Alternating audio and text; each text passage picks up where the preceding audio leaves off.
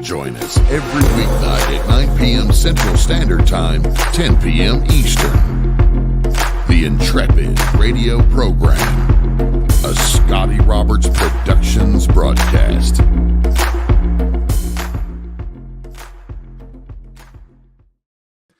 Happy Wednesday night, everybody. Welcome to the program. I'm Scotty Roberts. This is the Intrepid broadcast coming to you live over on my YouTube channel. It's youtube.com/Scotty Roberts. For those of you sitting in other locations that might want to come and join the chat room, that is where the best chat room is over on the YouTube channel. And you can find us, of course, over on Facebook in a couple of different places, as well as Instagram.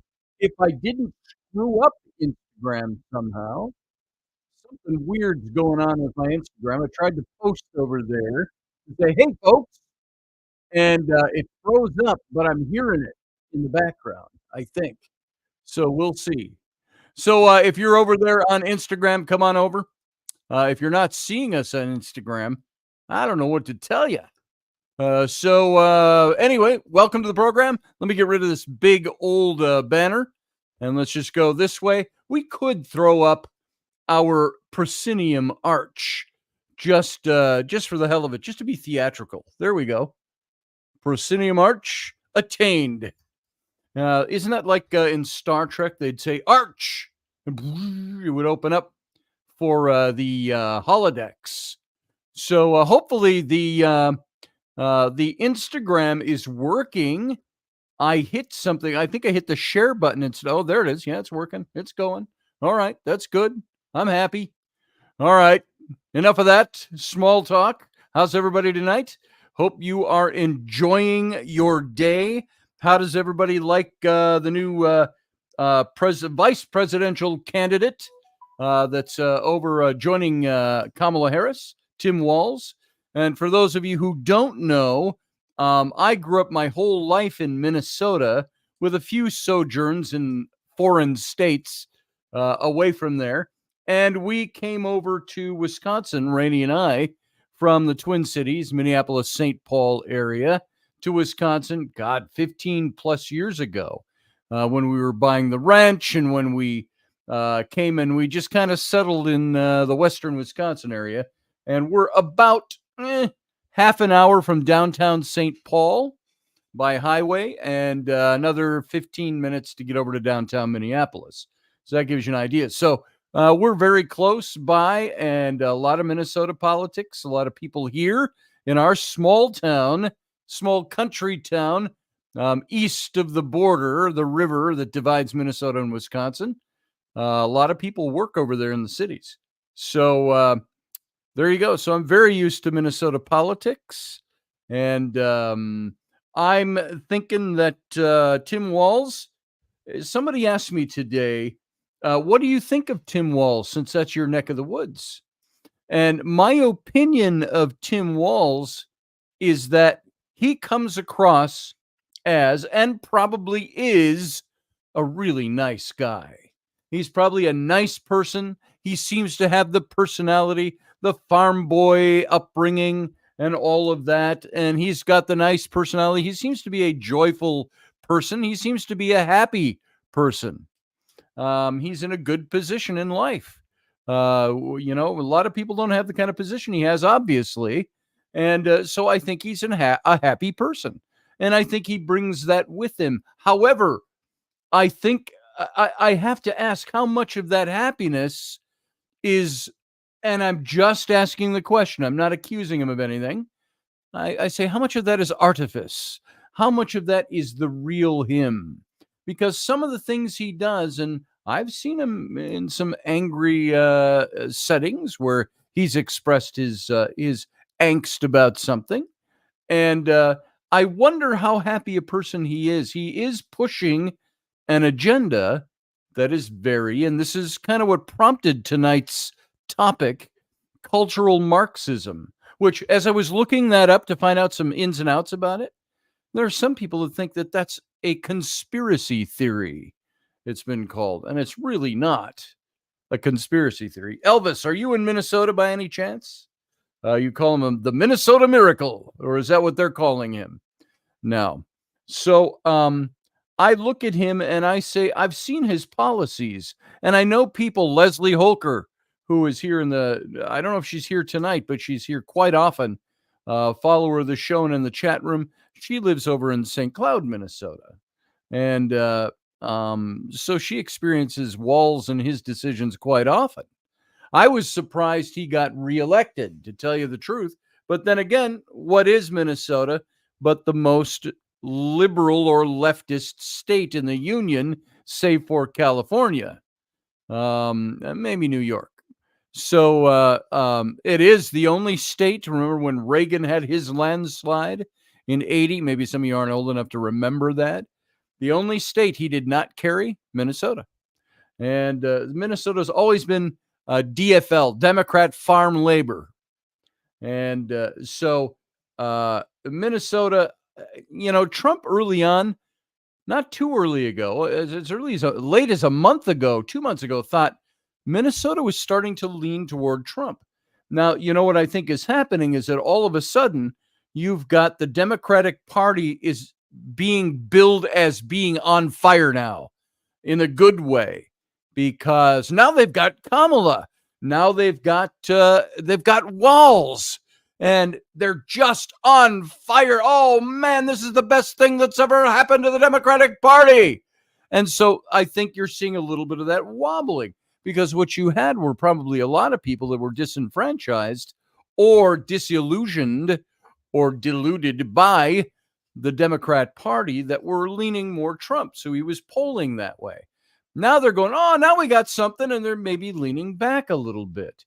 It'll be very interesting to see what goes on. And I'm fully in the court that believes that a Harris-Walz presidency, vice presidency, could only be disastrous. Now, let me put a caveat in here. All right, this has got to be said. I was talking with a friend that regularly criticizes Trump on his social media, and he was laughing at me, with me, about how, well, you do all the same kinds of things. No, I don't. What I find that my friend does is he posts a lot of this garbage memes about people, and I don't do that. I work very hard not to do that. Every now and then I'll find something, but I like to post what I think are facts, things that you can look at and dig out the facts and talk about, legitimately talk about what's really going on. And he just disagrees with me, and I disagree with him. But in saying all this, I don't like to be the kind of commentator or person that comes out. I was watching something on some channel this morning. It was one of the all 24/7 news channels. It was Newsmax. And they had some guy on there, Rob Carson was his name. And I did not at all like his approach, because he was playing clips of Harris, clips of Walz, and just interspersed throughout the whole, just mocking them all along the way. And I thought, mocking the other party is great for your homeboys. It's great for your audience. It's great for people who think like you. That's fine. But it's not changing minds. It's not stirring anybody to go, oh, maybe I was wrong about the candidate I'm supporting. That doesn't work, folks. People, if they're going to be convinced to change their minds, have to be convinced by something substantive, something that means something. So I work very hard even when I debate people. I don't go out of my way to call anybody stupid. I will, after a while, if they present themselves as constantly stupid, I might say, you're just really supporting something that's very stupid. That's a very stupid comment to make. But overall, my approach is one of, well, tell me why. Why do you believe that way? I'll tell you why I believe this way. And I see more and more people in social media. If anybody starts their post about Trump or whatever they feel about him, about orange man bad type of talking, they've already lost me. I said, if you have a legitimate point, you just lost anybody who isn't already in your little box of belief politically. You've turned them all off by doing that sort of thing. I don't like doing that. Yeah, Kamala in 2086. Hey, Grumpy Stack, how you doing? Is it, how's the weather? A little hot for you? I think his post today, Grumpy Stack put up a post that is 885 degrees here today down in Louisiana. And of course, Fieldy is done in Louisiana too. So you're all hot in the bad way. So Grumpy Stack is a fucking Marxist. Oh, well, good. I'm glad to hear that. Grumpy Stack tires. So Grumpy Stack owes Cajun for lean off the dock advertising. There you go. Actually, it was 884.5 degrees today, says Field Guy. Well, I'm happy for you guys. And I'll bet you it was a wet heat, too. So it's been raining up here, and it's been cooler. We had, all right, you guys in Louisiana, we had 74 degrees for a high today and yesterday. It was rather seasonable. It was very nice. But we had close to 100 last week, so blah. And high humidities and dew points. Anyway, so where I want to go tonight, I've got this this whole thing laid out, and it's going to take a couple of shows, trust me, to go through this. How cultural Marxism threatens the United States and how Americans can fight it. This is what I'm working on tonight and maybe into Friday, or we'll skip it and go with it on Monday. It's all about this. The United States has successfully confronted Marxist attempts to derail it from its historic path of liberty and order. And the multifaceted effort to defeat that enemy of Marxism, generally referred to as the Cold War, concentrated many of the best minds in the country. In 1991, we're talking a little over 30 years ago, when the Soviet Union dissolved, many Americans and others around the globe justifiably believed that communism had been defeated. However, American Marxists, making use of complacency that victory often produces, have gained more influence than ever before, even in our country, where Marxism is the antithesis to what America is supposed to stand for. Cloaking their goals under the pretense of social justice, they now seek to dismantle the foundations of the American Republic by rewriting history. Okay, folks, here it is. They want to rewrite history. They are reintroducing racism. They're creating privileged classes, and they're determining what can be said in public discourse or not said in public discourse. The military, the houses of worship are being targeted. And now, unless Marxist thought is completely defeated again, today's cultural Marxists will achieve what the Soviet Union never could: the subjugation of the United States to a totalitarian, soul-destroying ideology. Now, it might not look like Maoist China, where everybody's forced to wear the same kind of clothes and all of that. It's going to be more insidious, more beneath the surface kinds of things. Think about this for a second, folks, what this is. Now, that is the main topic that we're going to be digging into tonight, and maybe the next night, maybe the following night after that, because I want to present what cultural Marxism is, and then what we can do as Americans to combat this ideology. Now, if I were to ask you right now, can you define cultural Marxism for me and tell me how it's being played out in America and what you can see? Some people are going to get that. Some people aren't. And it goes all the way into There's a background to what you could call the current crisis of cultural Marxism. And you're going to start looking at schools, institutions. We're going to look at the fundamental design of cultural Marxism. And we're going to look at the infiltration of our major American institutions by cultural Marxism. You're seeing that played out when you have the Palestinian protesters on college campuses. You're going to see it played out in sex and gender without passing any judgment on somebody. I don't care if you're an adult and you want to mess with the whole thing of sex and gender. That's your call. And I'm not going to judge you. I may go, that's a little weird. But that's just me. That's an opinion. I'm entitled to an opinion. Cultural Marxism would tell you that your opinion is not valid and it would be rendered invalid. And you might even face, like in Canada, you can go to jail for speaking up against people like that.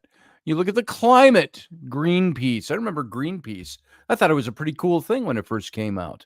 That came out in the somewhere in the mid 1980s until I started looking into it politically.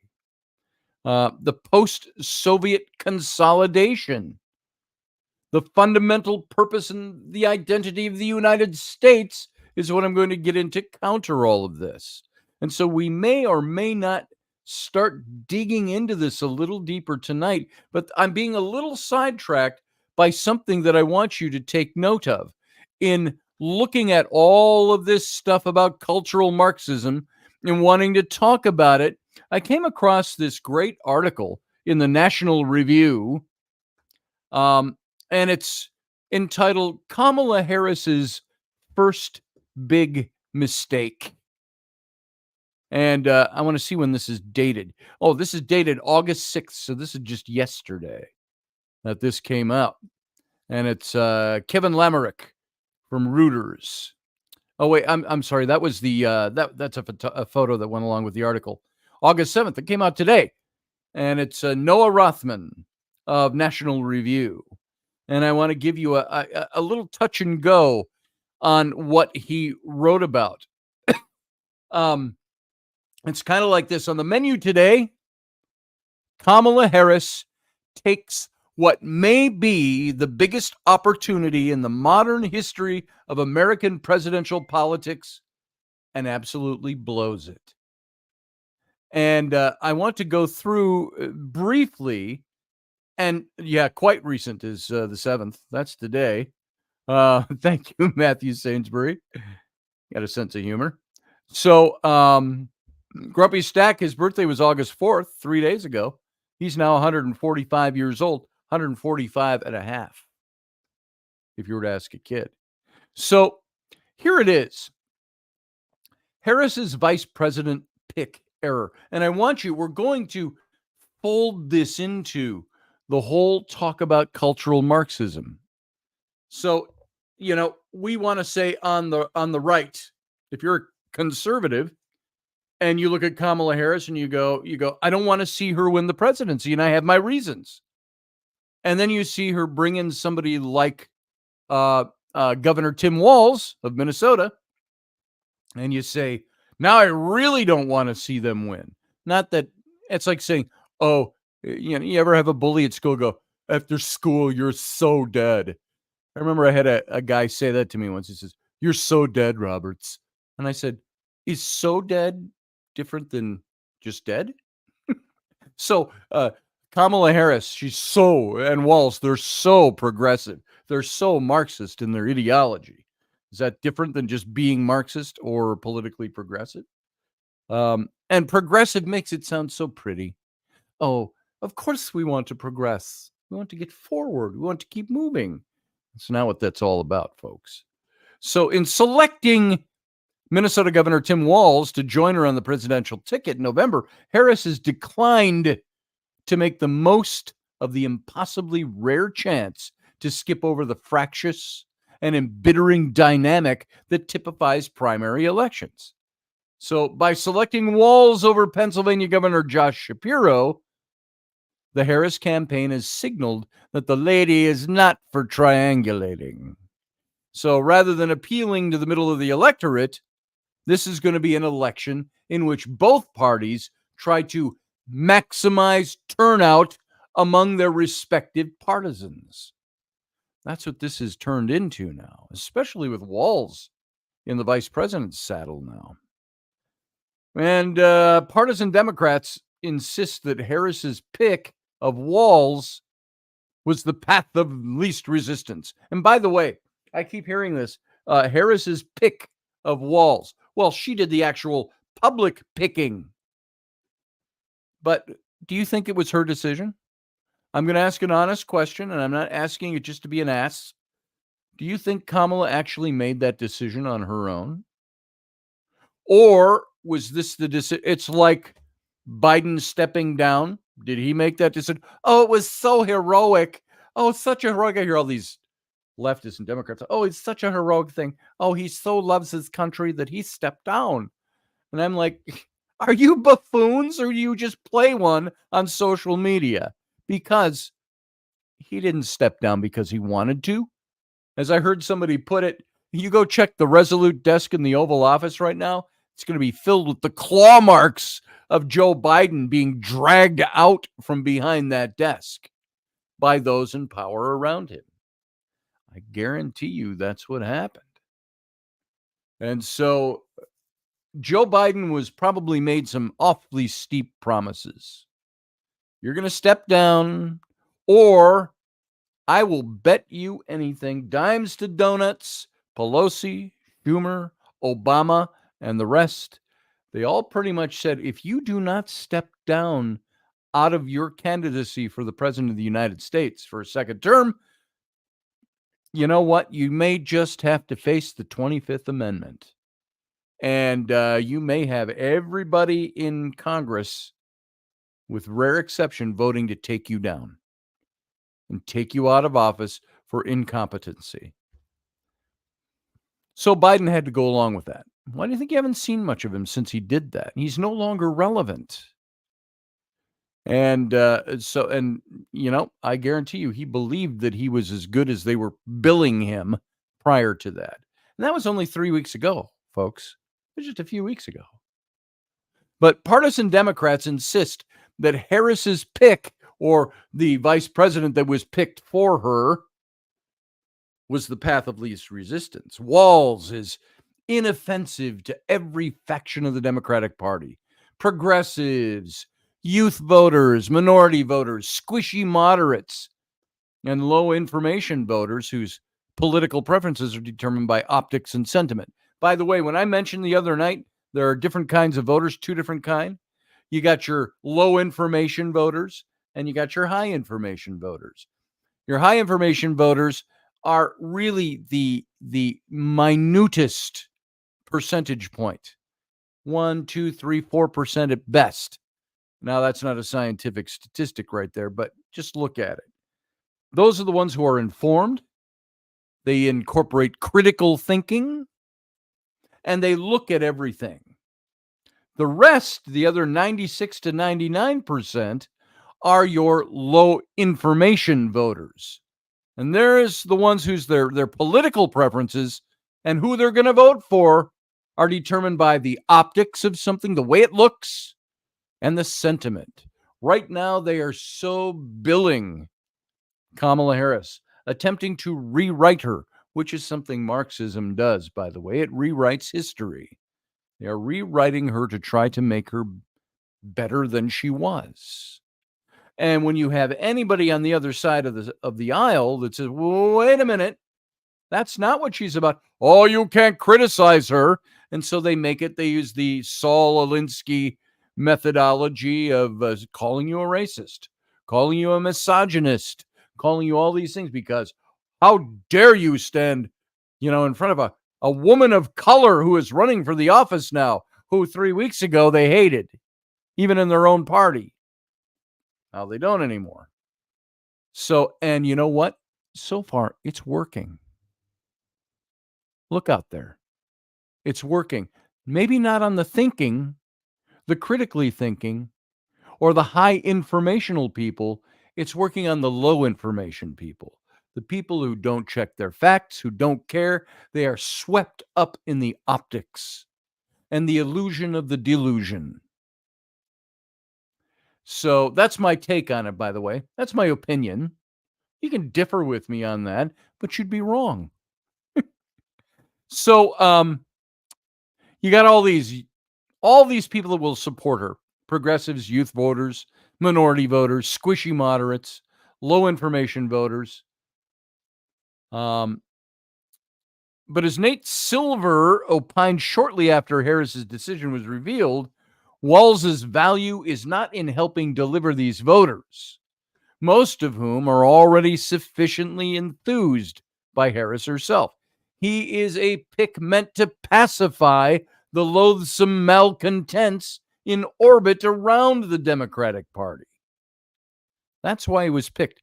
Now, you tell me, please sit back for a second and tell me Kamala Harris is capable of putting that all together. Kamala Harris is not a political scientist. She is not. She is about somebody who wants the power of position. She's ambitious for the position. That's it. Just watch her. Look back at her over the last 4 years. Then also take into account that she never won a single vote. In the last election, how many delegates did she get? How many votes did she get in the Democratic primary? 0, zip, nothing.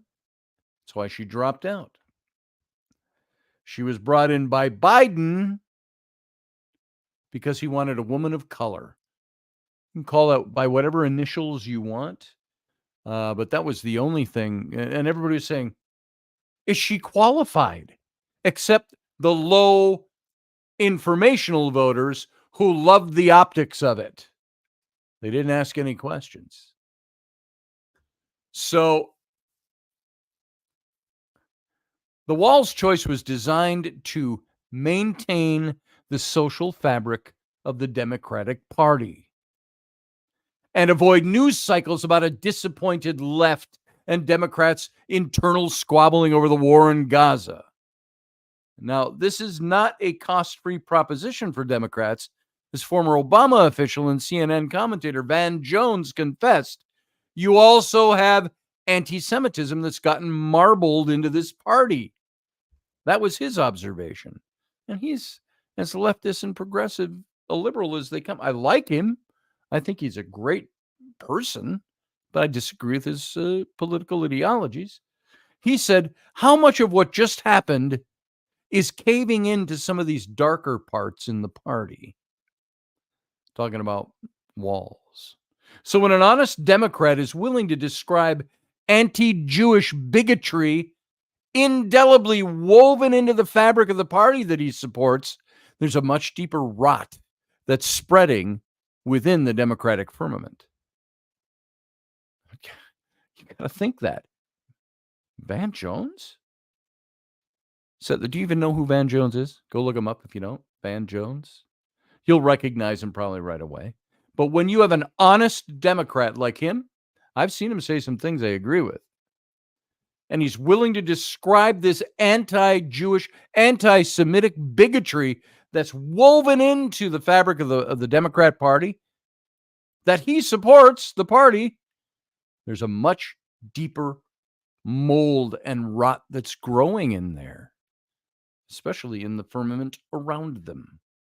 So to the extent that Walz's elevation represents a sop, to some dipping the sop in the bread in the wine and eating it, to some of the most odious elements of American society, his selection is indicative not of the Harris campaign's confidence, but its cowardice to stand on what it believes.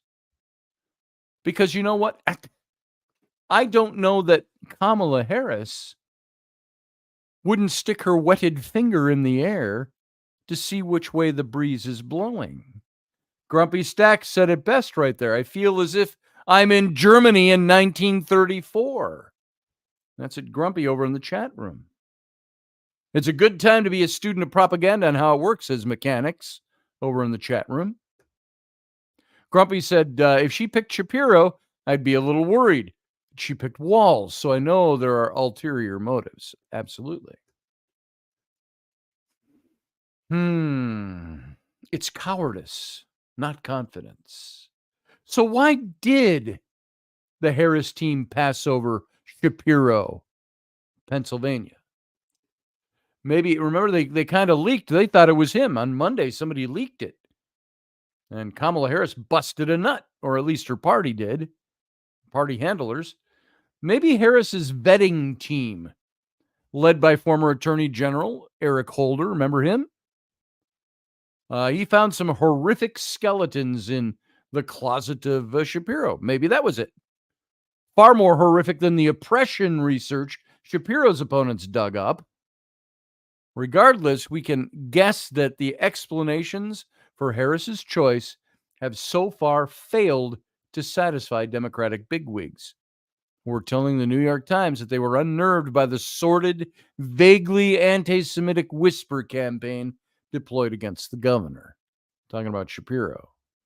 And so far, the campaign's efforts to mollify this disquieted group are not convincing. Did you know that one of the big things that they had a problem with Shapiro over, the Democratic Party, was that he had written some time back that he was so in support of Israel, he was thinking of perhaps going over there and joining the IDF, the Israeli Defense Fund, I was going to say, the soldiers. F, what does F stand for? IDF. The Israeli Defense. Why am I brain farting on that? F for brain fart. So he was in support of Israel. And he had to backpedal that a little bit, pull it back in a bit, and by then it's too late. Well, why didn't they choose Shapiro? That was one of the big stinks in the ointment for them, is that he's incredibly forces. Thank you, JP. Some days I think my brain just needs a baseball bat. So that was one of the big flies in the ointment for the Democratic Party, is he was pro-Israel. They can't have a vice president who's pro-Israel. Why not? Because they're saying they're pro-Israel on one side, but they're anti-Semitic in their actions on the other.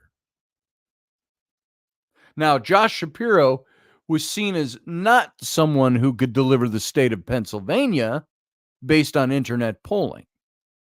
That's what NBC News reporter Yamaki Aliendor, yes, said. Never said his name before. Or was it her name? Yamaki? I don't know if it's a man or a woman. There, I just did a bite. I don't know if it's a man or a woman. So citing sources within Harris's orbit. The source also said Harris's team was unconvinced that any one person could guarantee any of the battleground states for the ticket. So there's nothing at all reassuring in this excuse, assuming that you're willing to believe that the well-regarded governor of a state that he won by 15 points just 2 years ago is electoral poison in Pennsylvania. So the Harris campaign is plying the notion that with Kamala at the top of the ticket, Kamala at the top of the ticket, no one, neither Shapiro nor Walls, by the way, I repronounced her name because I heard it said on one of the far left-leaning news outlets that, oh, well, the right is just mispronouncing her name on purpose to be insulting. I'm not. I still don't know if it's Kamala or Kamala or Camel. I think it's Kamala. I think the first A is short. Kamala. The emphasis on the mal. Kamala. All right. Anyway, so I'm just laboring to get it right. Thank you, Field Guy. Field Guy has his own version over there in the chat room. So Kamala at the top of the ticket, no one, neither Shapiro nor Walls, has the political skill set necessary to drag her over the finish line. And they're saying that in her defense, they're saying that, believe it or not. There's this huge corporate sigh of relief that her pick wasn't Josh Shapiro. Well, that's the thing. Again, I don't think it's her pick. I think it's the people behind her. So they put a lot of thought into it. Tim Walz also exposes the Democrat Party's weakness for lawlessness. Just look to what happened in my own old neighborhood in Minneapolis with the George Floyd BLM riots. What happened there? What was Walz, the governor of Minnesota, what was his reaction? Oh, just let them do their thing. 150 businesses were burned down and some homes. This was all, I've mentioned this before, but it's worth saying again. It's all just 2 blocks from my old, where I used to have my studio in uptown Minneapolis. It was the Lynn Lake neighborhood, just a couple of blocks down the street.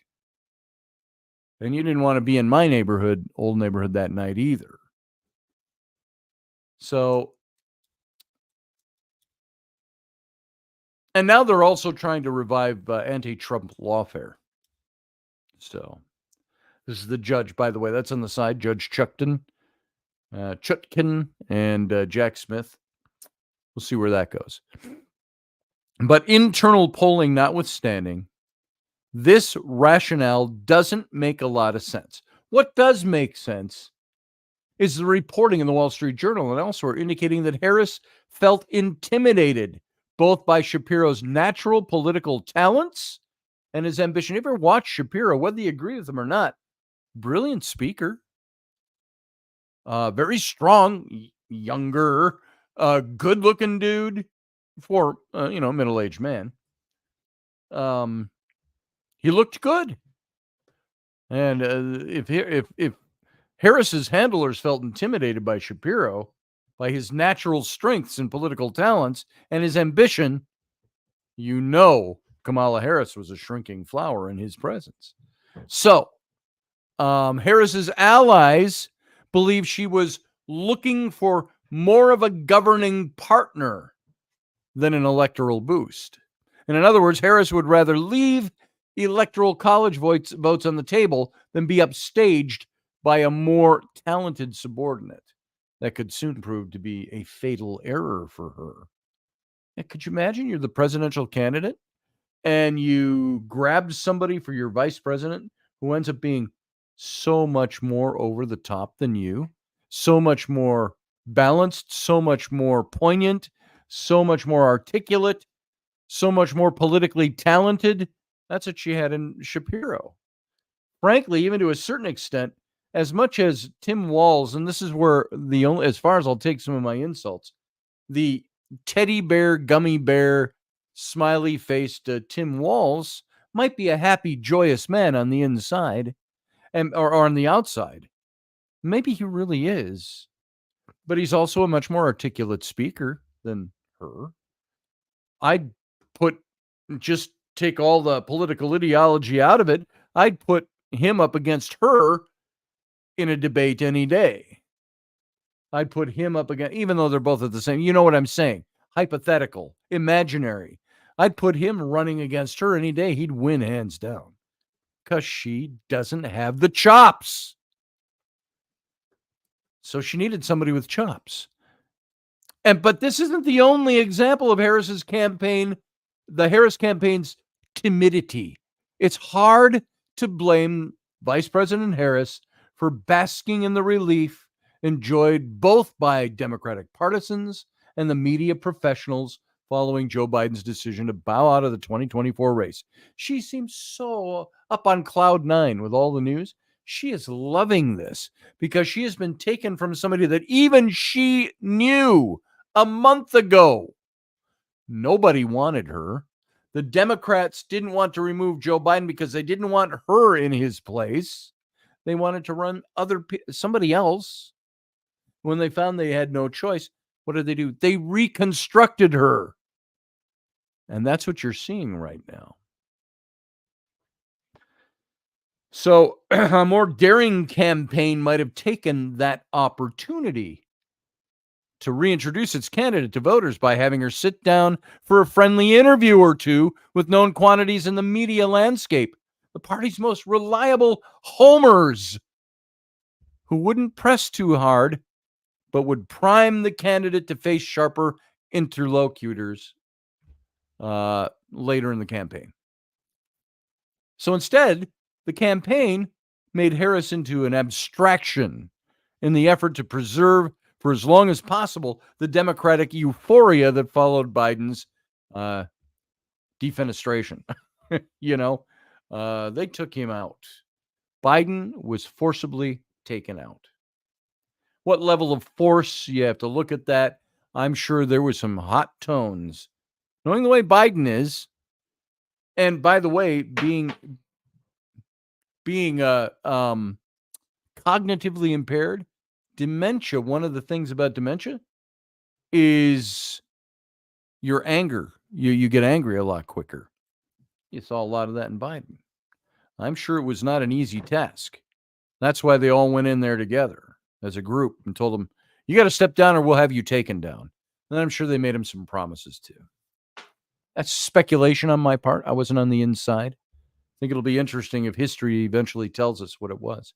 So the problem with the strategy of the Democrats right now is that the euphoria is illusory. You got that? This euphoria you're seeing over Kamala Harris, and now with the addition of Walz, it's an illusion.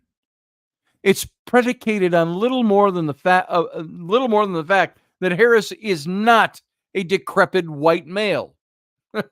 And eventually Harris will have to meet the expectations that are being set for her.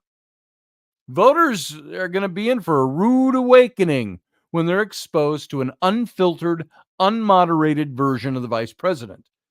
And unreality is a hard thing to maintain. Why do you think she was criticizing Trump when Trump said, no, I'm not going to debate you on the 10th of September? Well, number one, and what was she doing? She was calling him a chicken. She was calling him a coward. Oh, he just can't face me.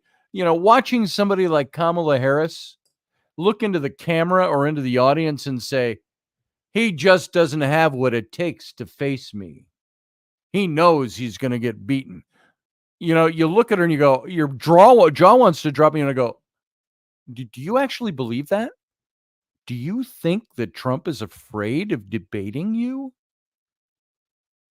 But what number one, Trump originally refused it because he said, you're not the candidate yet.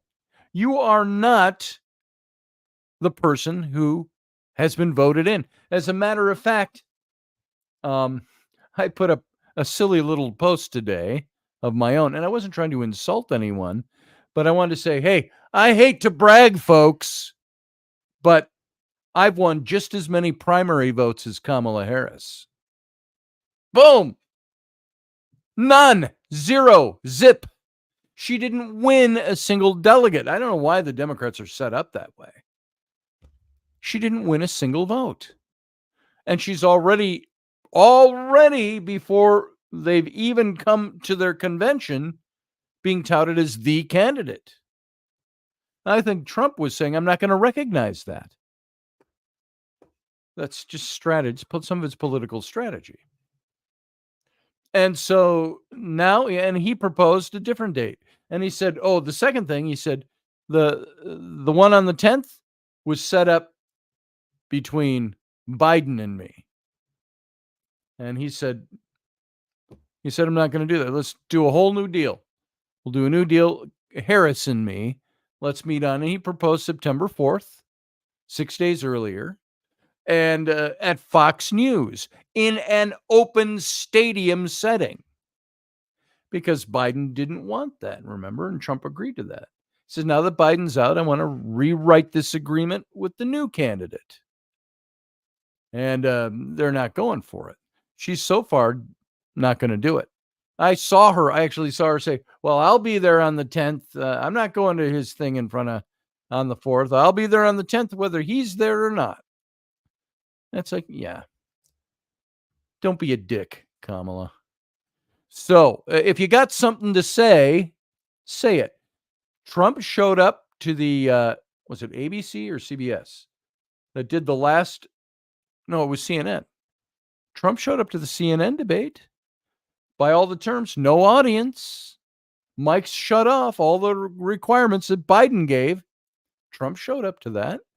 Why can't Kamala show up to the one where Trump says, now I'd like to call the shots on this. Here's what I'd like to have.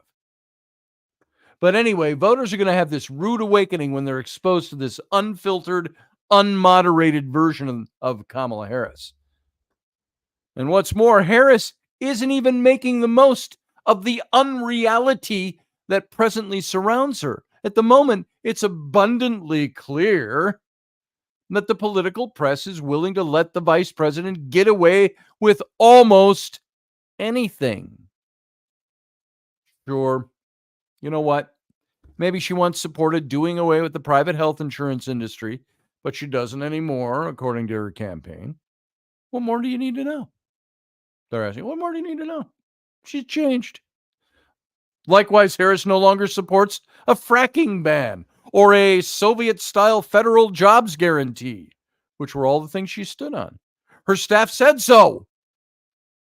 That's how we know that's so. Her staff told us. She's not going to do that anymore. So she's suddenly become an advocate for enhanced border security and increased funding for local police forces. You know, I saw an ad of hers today that listed all these things that Trump did wrong about the border. That's all she's got to go on, is criticizing him. But every one of them was not true. I stood for increased security at the border. Trump resisted that. No, he didn't. He resisted your bill because the bill was faulty. He wasn't even in office. And there's a whole bullet point of things that she said that were just not true. But she's playing to the crowd. And she's playing to the low information voters. They don't care about the information. She said that Trump opposes women having the right over their own bodies. No, he doesn't. Let me ask you something. Did the Supreme Court, in their ruling on Roe v. Wade, did they make it illegal for a woman to have an abortion? No. They sent it back to the states where it belongs. Let the state decide.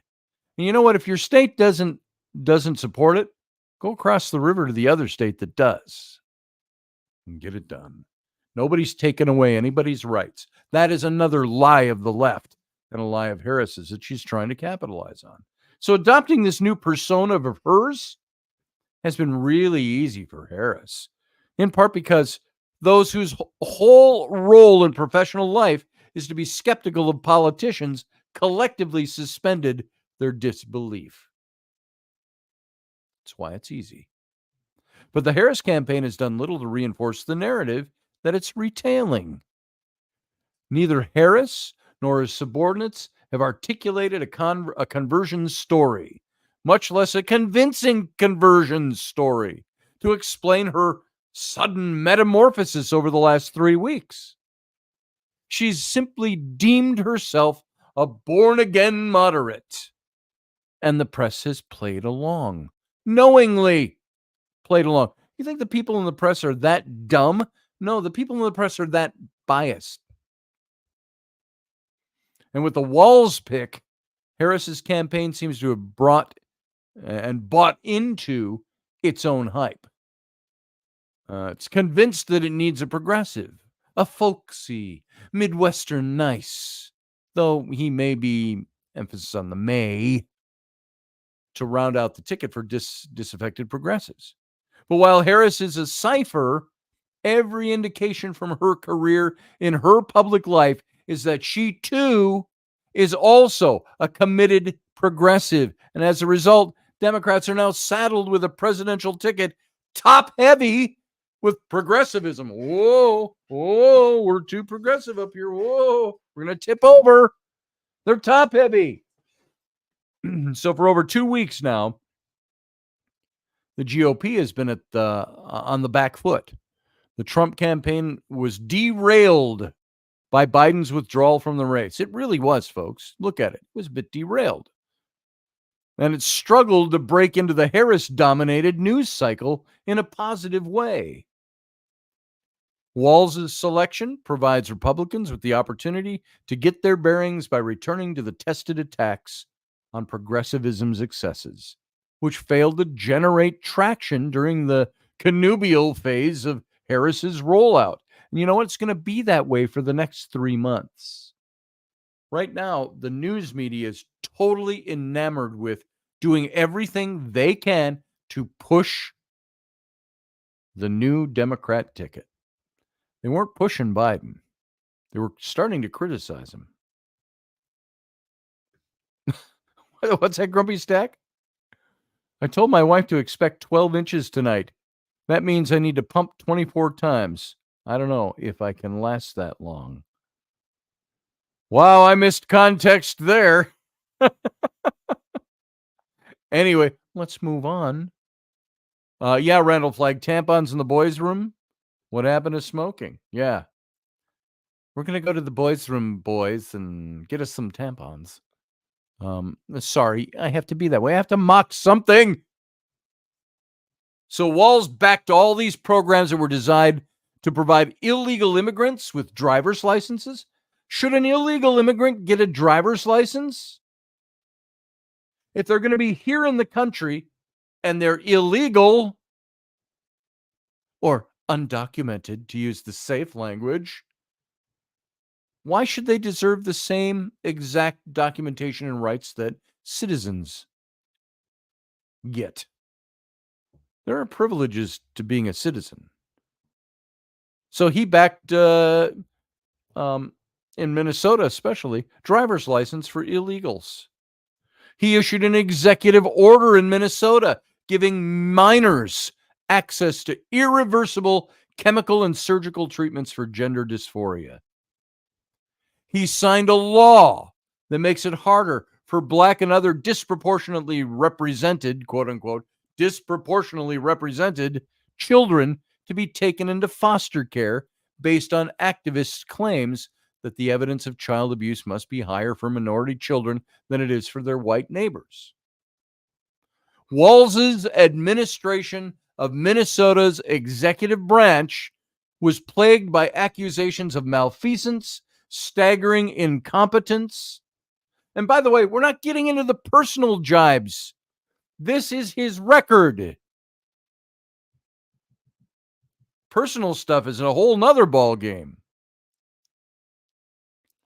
Walz's administration of Minnesota's executive branch was plagued by accusations of malfeasance, staggering incompetence. His state's COVID-era restrictions on social and economic activity were among the nation's most draconian.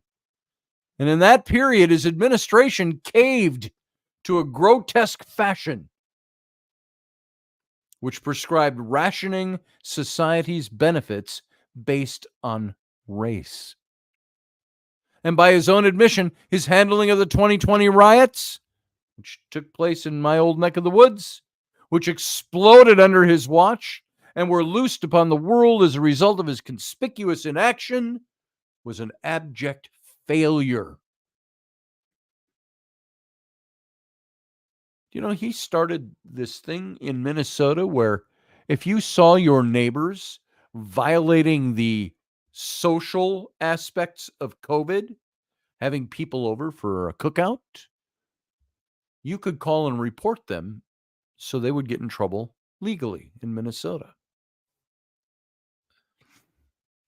Yeah, JP, I was going to get to that. JP, Jason over in the chat room says, let's talk about his own misrepresentation of his military service. Yeah, that's a big one. And in also misrepresenting himself about his military service, he misrepresented, misrepresented isn't the word. He made mention of banning the kinds of weapons that he had to carry into war. He never went to war. He bailed and resigned from his Army Reserve position or National Guard position before, when he found out they were going to war, he didn't finish his courses and he resigned. Harris's team, we'll get into that, JP, maybe in Captain's Cabin. So Harris's team might be calculating that this is a worthwhile trade-off. All the stuff that Wallace has done in his career as governor. Now, the alternative was a candidate who would rile up the anti-Israel mobs, which might make that was Josh Shapiro. It might make the party look bad to the anti-Israeli mobs. But that strategy is predicated on the assumption that the new Kamala can neutralize the allegation that this was an ideologically extreme presidential ticket. That's a flawed assumption. Harris has not succeeded in reinventing and reintroducing herself to voters. She hasn't even really tried. She's not the one doing it. She's going along with what's being done for her. Americans are about to be confronted with the most left-wing presidential ticket since 1984. And vibes alone won't dispel that charge. Oh, and one more thing. Democrats. The mobs are still coming for you in the fall. They always were. Not because they were anti-Israel or anti-war, but because they're pro-war and anti-American. They can't be appeased. And now that you've given them an inch, they know that you can be made to bend to their demands. So last night, in all their wisdom, Missouri's primary voters went to the ballot box to rid America of some blights on public life. Representative Cori Bush, one of the newer members of the squad, who convinced herself that her show-me state constituents' biggest concern in life was advancing the interests of Middle Eastern terrorist groups, lost to St. Louis County Prosecutor Wesley Bell.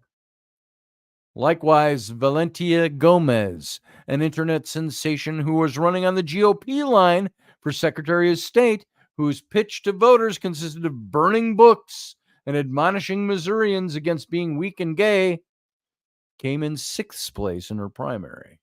So the results of what happened in Missouri last night are a heartening reminder that the collective wisdom of an informed electorate can be a reliable thing. At least sometimes. Grumpy Stack says, it's 10 p.m. Do you know where your children are? Yes, my son is upstairs. He's got a buddy here.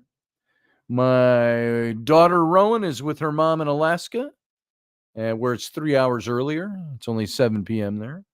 And my little daughter, my 9-year-old, is with Grandma and Grandpa at their house. She decided last night, without even asking me, oh, Grandma and Grandpa are coming over. They're going to pick me up. What? Where? Why? I'm going to go stay with them for a few days. So apparently she talked to her mom. Nobody thought I needed to know this until Grandma and Grandpa showed up. And Barb, if you're listening, Grandma, you left your bag of tomatoes here. We have Rainey's all her plants. We've been picking them all week long, the ripe ones. And we picked a whole big bag for her, and she forgot them. So I've got those here. Anyway, that is the first thing I wanted to hit. And look at this. We've taken a whole hour to get through that first part of this. So here's what we're going to do. And by the way, do you see how this is fitting into talking about this cultural Marxism? I thought this was going to be a great primer to start that discussion. So that discussion right now, if I start that, guess what? We're going to be going for another hour. So how about this? Instead of going into how cultural Marxism threatens the United States, defining cultural Marxism, and how it threatens to unite. And by the way, I got a definition up here. Let's see if I kept it up here, or if I shut it down. I shut it off. I put it away. I had something up here that talked about cultural Marxism. Well, let's do this. Let's end this segment before we go into the captain's cabin with looking at a definition of cultural Marxism. We hear that being thrown around a lot on the right-hand side.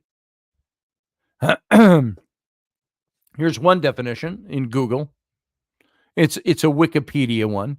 Cultural Marxism refers to a far-right anti-Semitic conspiracy theory that misrepresents the Frankfurt School as being responsible for, and I had the Frankfurt School, I was going to talk about that. We'll do that next time, just in brief to give you some history.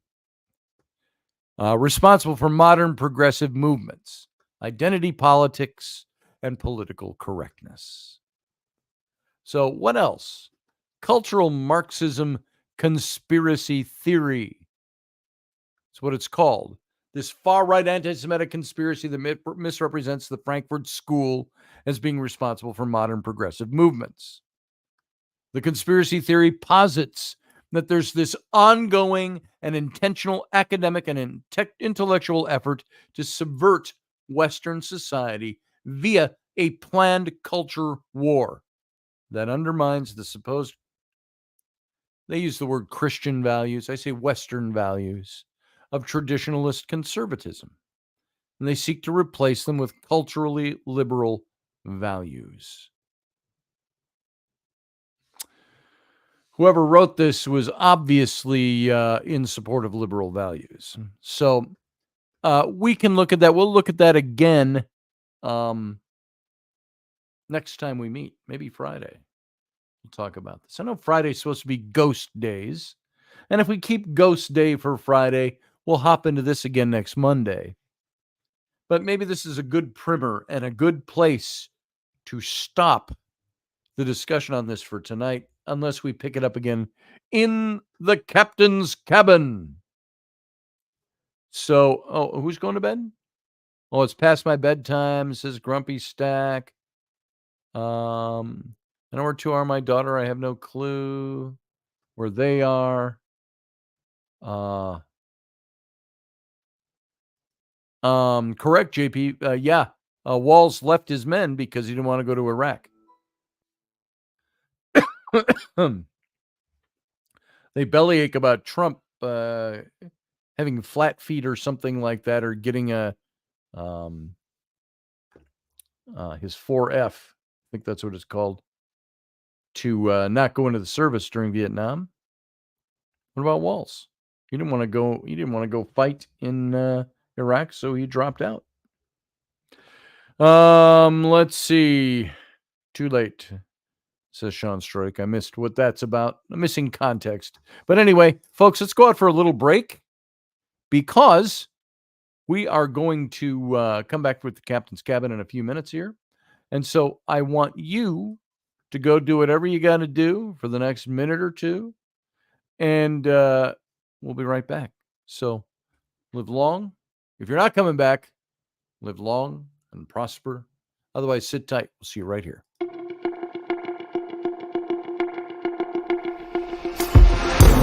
The Intrepid radio program with Scotty Roberts. Intelligent talk.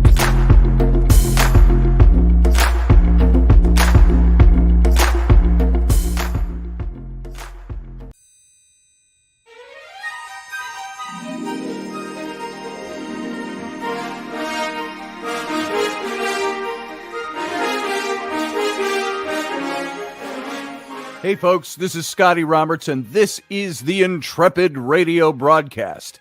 I've been broadcasting for about 20 years now, covering such topics as science, politics, the paranormal, weird science, weird world history, archaeology, and the paranormal. Everything from ghosts to cryptids to creepy things that go bumping. You know, I'm going to stop that right there for a second. You know why? That's about 2 years old. So I've been going at this. I've been broadcasting for about 24 years.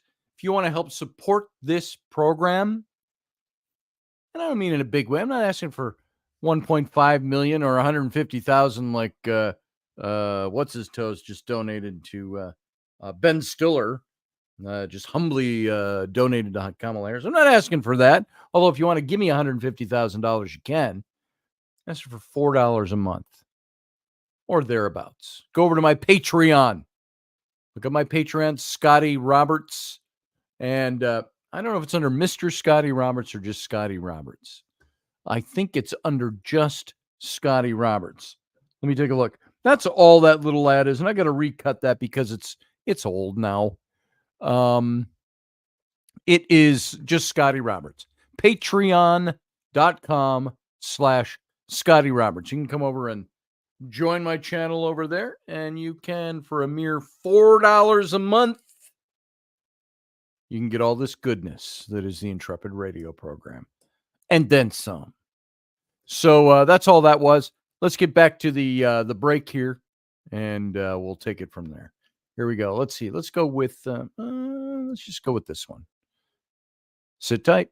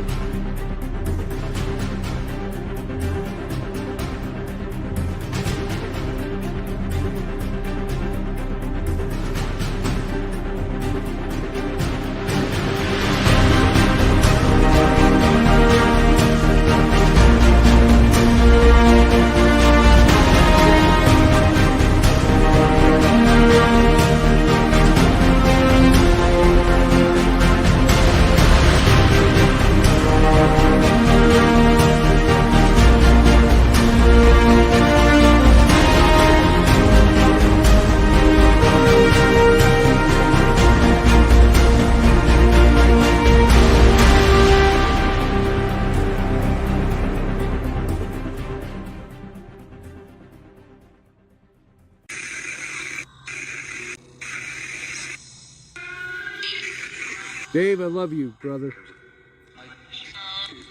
I miss you too. I miss you too, I heard. Yep.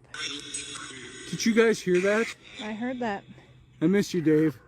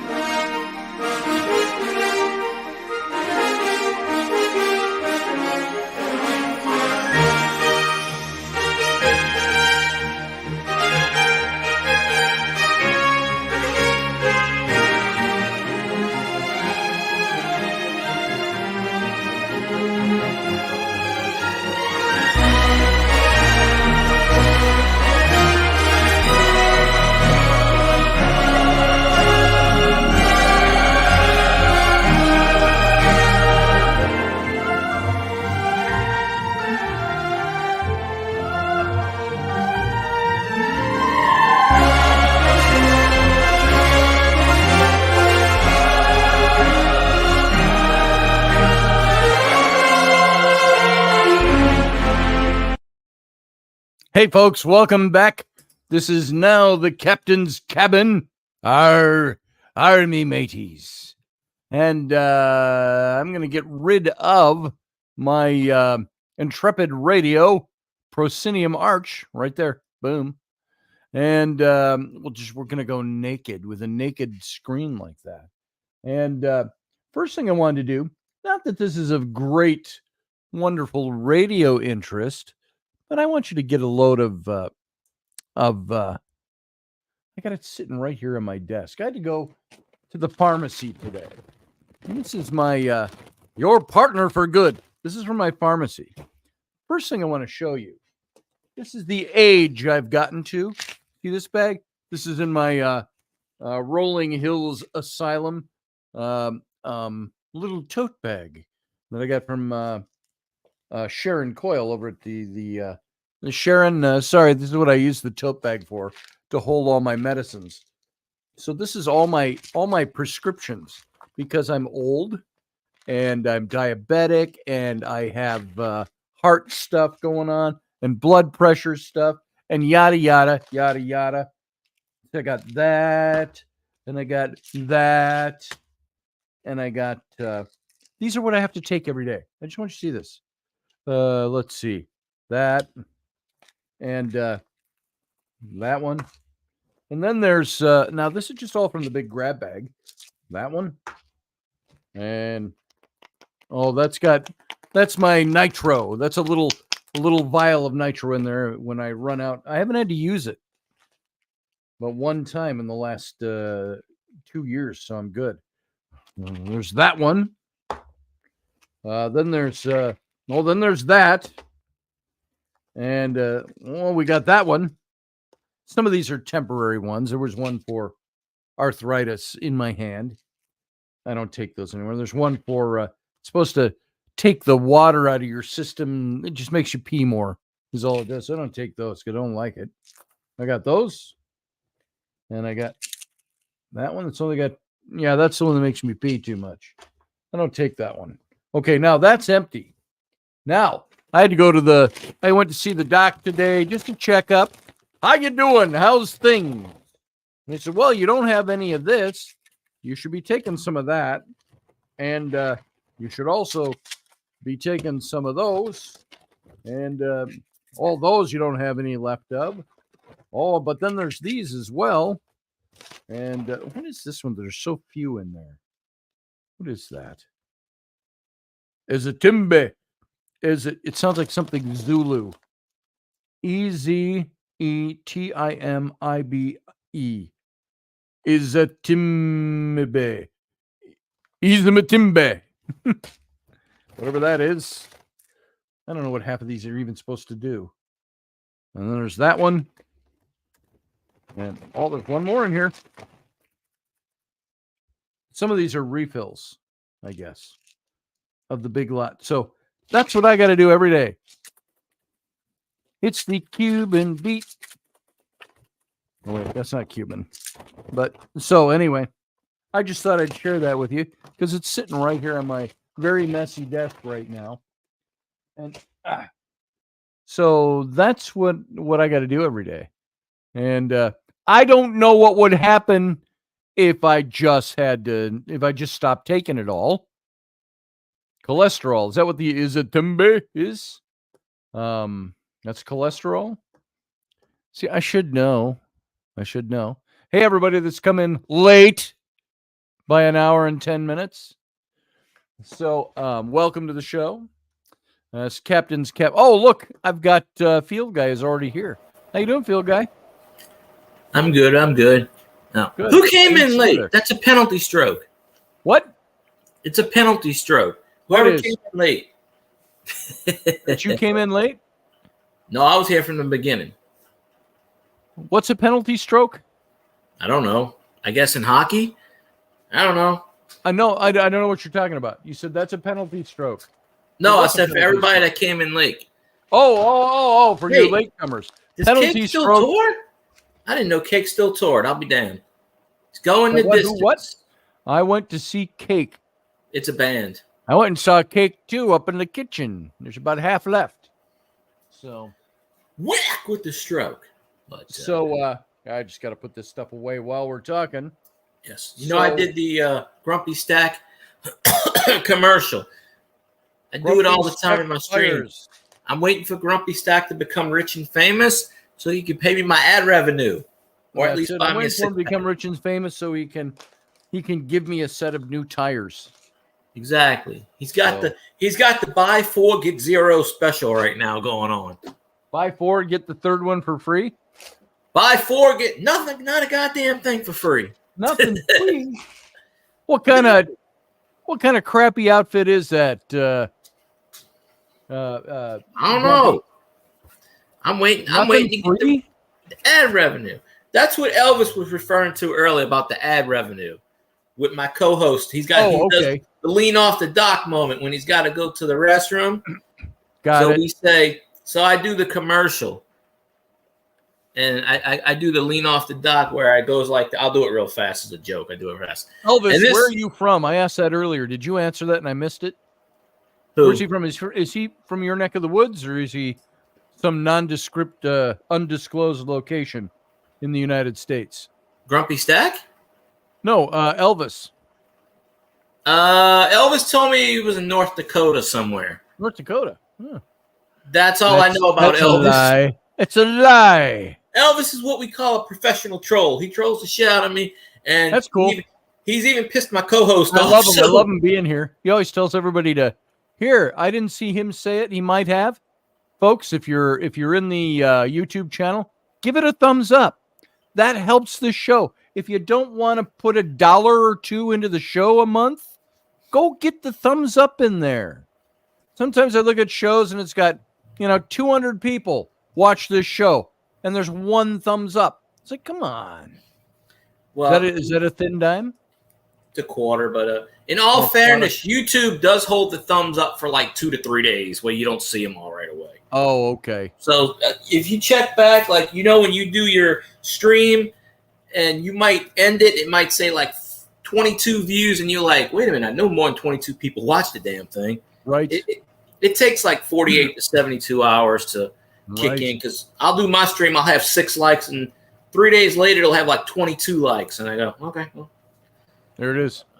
By the way, Jason, if you're out there, you should call in and talk to us about the stolen valor issue with Walls. I'd like to hear more about that. What the hell did he steal? Stolen valor. It's misrepresenting his military career. Oh. And I could speak to it, but I want to hear Jason's take on it. Him being still... Jason, I can't remember. Do you consider yourself active? Or are you're not active, but you're still in the military? You still work for the military? I don't know how that all works. So it's YouTube, Scotty. They don't like what you say. That has to be it, Sean. They don't like what I say. I've had like 6 videos taken down in the last week.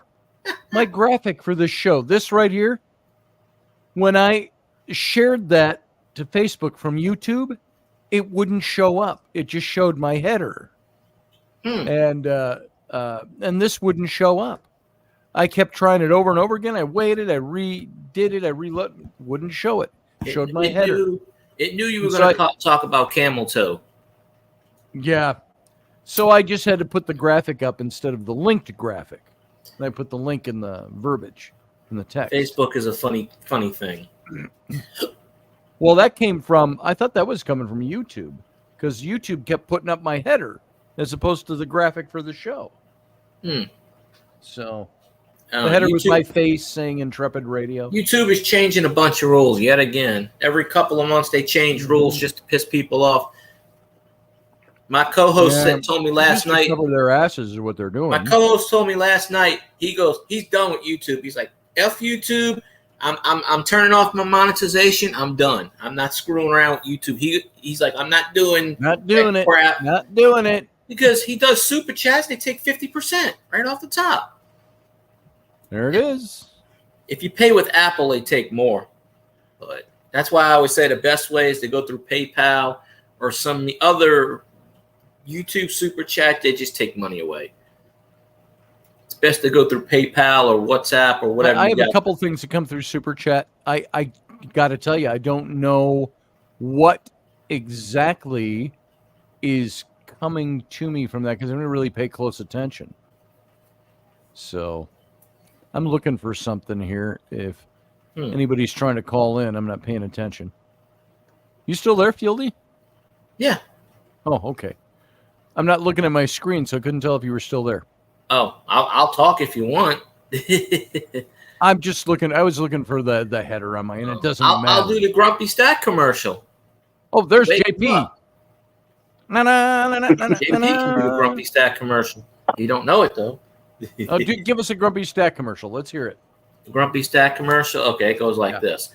And this lean off the dock moment is brought to you by Grumpy Stack Tires. By Stack. Grumpy Stack, that is. Located in Ville Platte, Louisiana, home of the Million Mile Tire. He ships it, and you handle it. That the whole ad? Yeah. Oh, okay. Well, that was very not professional, but it was good. See? Well, I just, I still ain't got no ad revenue. Grumpy Stack, buy me some beer. It's like those ads, we've seen them all on TV where they go, "Hi, I'm Bill from Carpets Are Us. If you have a room that has bad carpet, we will come in and take it out and give you new carpet. I'm Bill. Trust me." My co-host added the last part, but no, I was actually going to do. We almost met up. I missed Grumpy Stack by 4 hours. I went to the casino first. He went at 1 o'clock in the morning. We were going to stand in front of the casino, and I was going to do the ad, and I was going to say, "Here, you put it on TV." But we missed each other by 4 hours. Oh. So I don't know, but I would hate to drive a car equipped with Million Mile tires.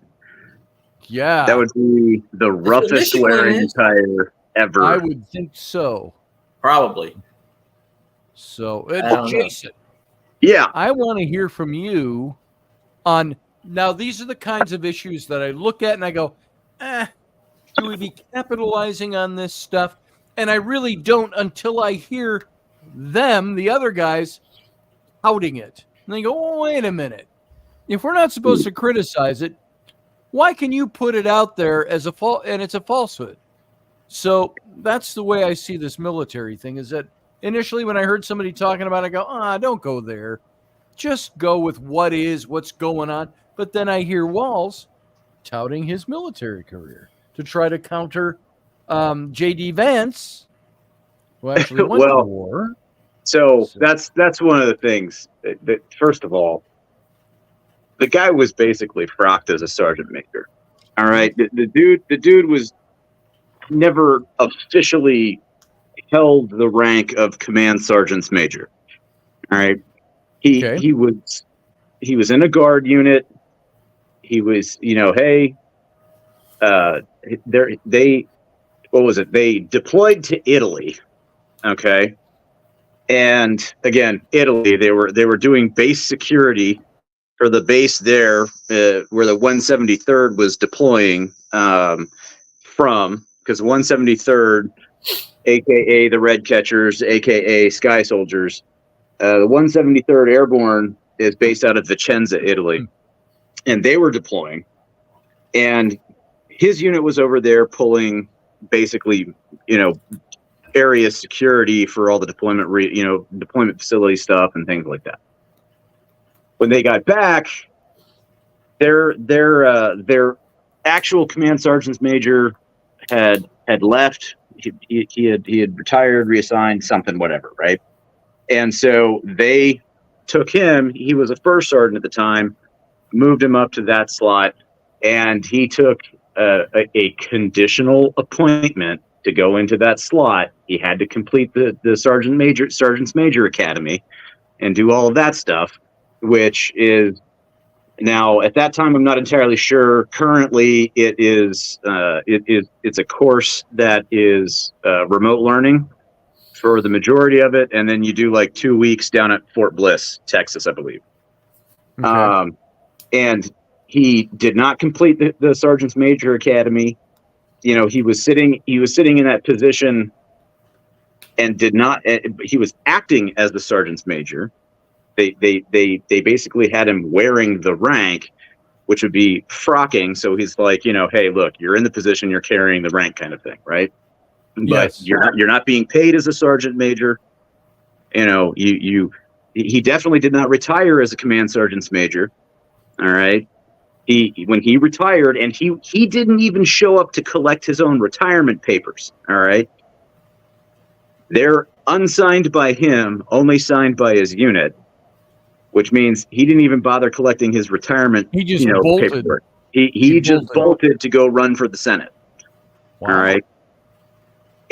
But before he dropped his retirement packet, though, his unit came back up on the patch chart to actually go to Iraq. And he was like, hey, I'm going to go. I'm going to deploy. I'm all this, if that means I got to deploy, I'm doing it. I'm not backing out of this, et cetera, ad nauseum. And home slice up and bailed, dropped his retirement packet and up and bailed so he could go run for Congress or House of Representatives, whichever it was. So, there's that kind of thing. And that's a load of horse crap. All right. Yeah. Now he'll sit there and he'll say, I didn't know they were deploying, but there's already been plenty of people within the community who have pulled up his shit.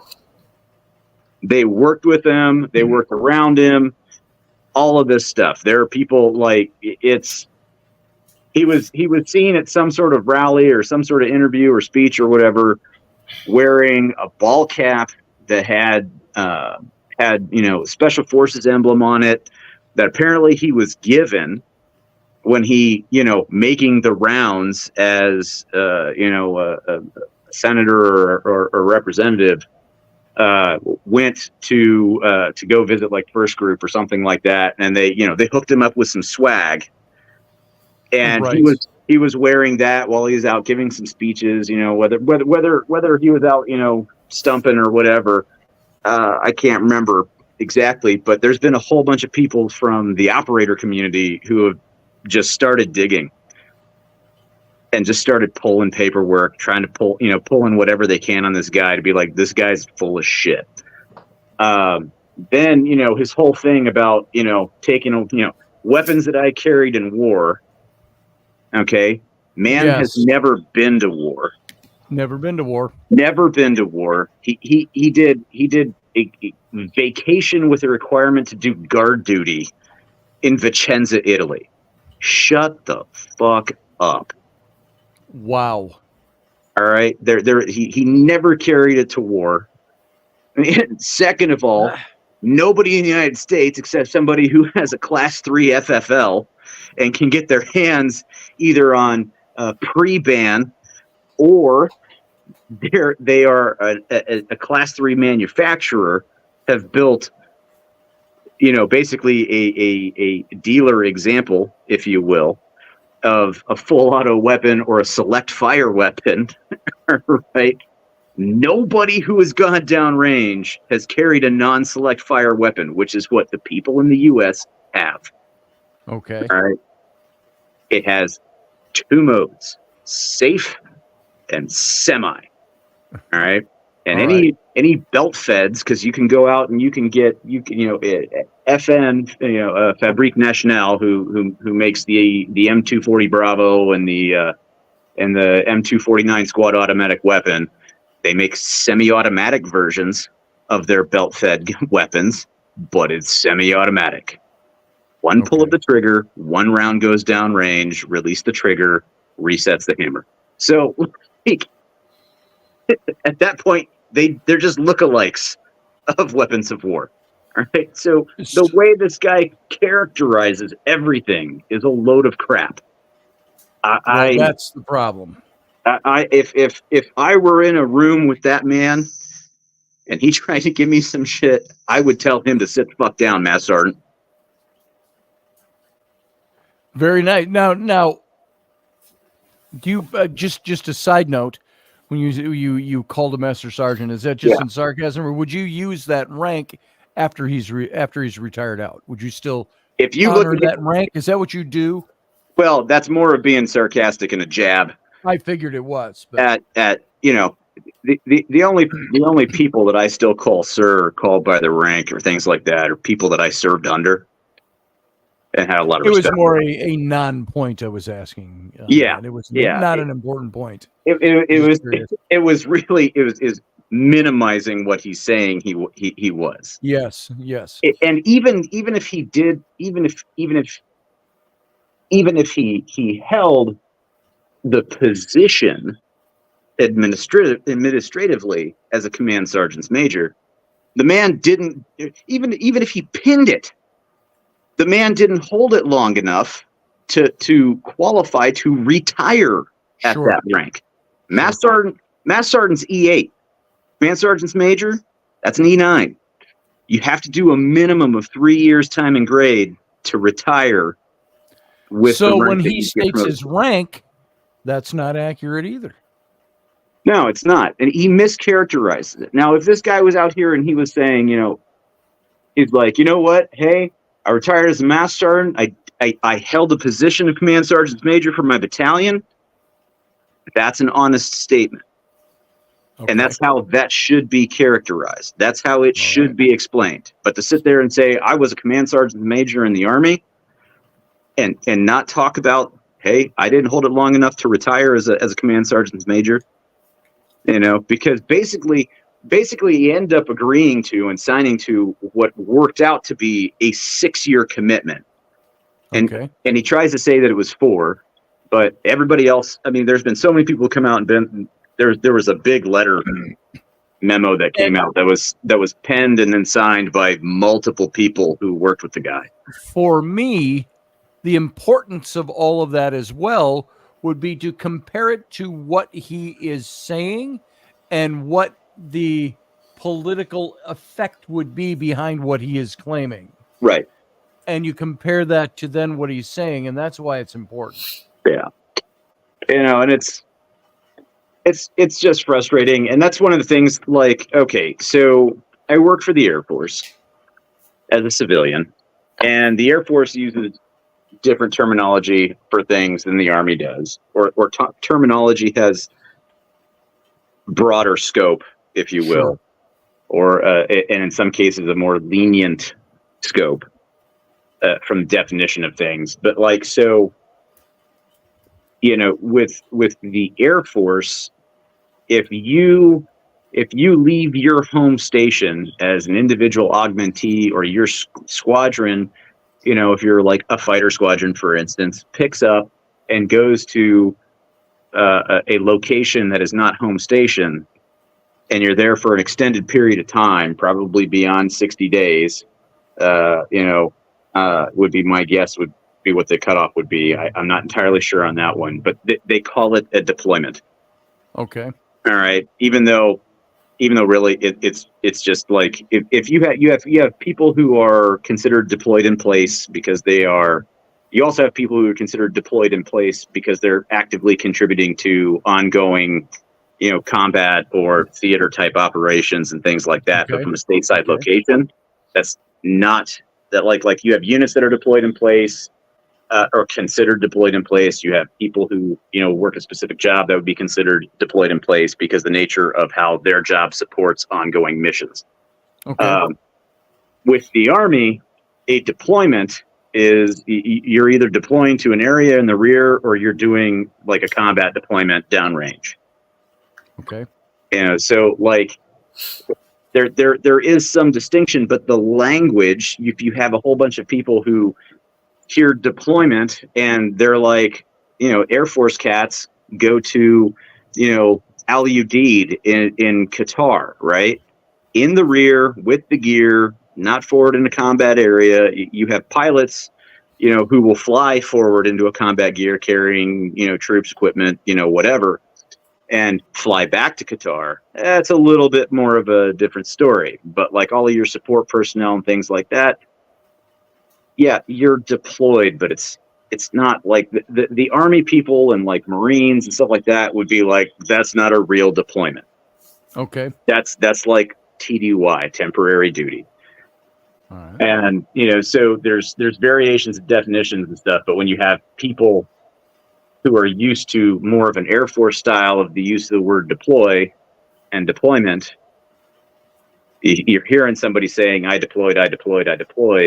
You know, I did, you know, deployed to war or whatever. Like, that carries even more weight to those guys because they just see it as an actual deployment. So there's use of terminology can get a little, you know, different depending on Sure, I get that.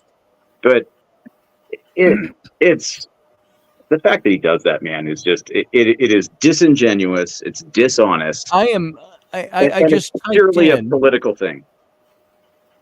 I just typed in Tim Walz's military record, and I'm seeing all kinds of articles. They're all saying the same thing. Politico has an article. Their headline is "Vance runs a swift boat attack against Walz's military service." That's awesome. A swift boat attack. A swift boat attack, which of course Kerry made very famous. Oh, it's right here. The broadside is similar to the campaign to discredit 2004 Democratic nominee John Kerry over his Vietnam service. And Ohio Senator J.D. Vance slammed the timing of Minnesota Governor Tim Walz's retirement from a more than 2 decades long military career as a means of avoiding a deployment to Iraq on Wednesday, calling it stolen valor garbage, and testing a new line of attack on the newly minted Democratic vice president contender. There is no evidence that Walz retired to avoid a wartime deployment. Now, this is Politico, and it's a move that may not work. Walz has faced similar attacks from blah, blah, blah, blah. Yeah. All we know is that Politico, news organizations aren't supposed to be there to defend candidates. They're supposed to be there to present the news. Right. They're defending him already in the second paragraph. If you talk to any veteran who has spent time downrange, whether they're active duty, reserves, National Guard, and you got a guy who drops paperwork right before a deployment, dude, they didn't want to go on the deployment. Sure. If he is operating as command sergeant's major in that outfit, he would have known without a doubt, 110%, do not pass go, do not collect $200. Right. That you're going downrange because you're on the patch chart. You're going to know. And here's the thing, too. I'm reading in this article, and I already addressed this once today. What remains to be seen is if the tactic of Vance's will be as successful 20 years after the fact. And I say, now, wait a minute. How much of the crap they've thrown at Trump in recent years has been things that have happened 12 to 25 years ago? Yeah, or 30 or 40 years ago. Yeah. 50 years ago. Like, you know.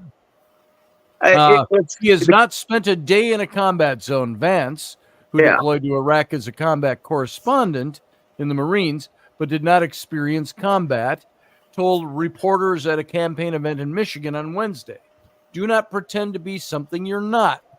I'd be ashamed if I was him that I lied about my military service." Right, exactly. And that's the thing is they want to sit there and say that, oh, well, hey, he didn't see combat. Okay? Right. So, but here's the thing. I went downrange. All right? I've been downrange 3 times. All right? Once for 15 months, one for 12, and once for one for 4 months. You even sent me a snazzy hat. Yes, I did. While you were over there. Did I send you like a military hat, or did I send you a I don't know what they're called. No, it was a Afghani hat. Yeah, the pactol. You know, yeah. They almost look like Renaissance era hats. Kind of, yeah. You know, the thing is I wasn't outside the wire kicking down doors and pulling triggers, but you know what I did do? What'd you do? I received a lot of indirect fire every week in Iraq, man. We had mortars and rockets coming in. All right, every week. In Afghanistan, that one was weird. I never heard a shot fired in anger. That was crazy. But we had in other provinces, we had crap going on. It was an uncharacteristically, disturbingly, like one of those. Man, it's quiet. Yeah, a little too quiet, kind of thing. It's like a movie line. A little too Too quiet. quiet. And then, hey, I want to get your take. yeah, Speaking of combat zones and all of that, I want to get your take on Iraq and Israel. That Iraq is now all up in arms because we took out a Hamas leader in Iraq. And now they want to launch all-out war on Israel because Israel took out a guy. okay. So is that the Iraqi government, or is that That's the Iraqi government. yeah? I honestly am not familiar enough with that particular. They took out. There was a leader of Hamas that was visiting. Yeah, no, I know about that, but Iraq's response, I haven't read enough on that to be able to talk confidently, and I don't want to, I don't want to misconstrue anything. But the Middle East is so weird compared to the West. Yeah, there are so many things that are based on showing of strength, that are showing of that are posturing. There's also stuff, depending on the regions that you're in and things like that, where it comes down to honor. If you'll have somebody, I knew there were incidents in Afghanistan, for instance, which is the pretty far end of the Middle East.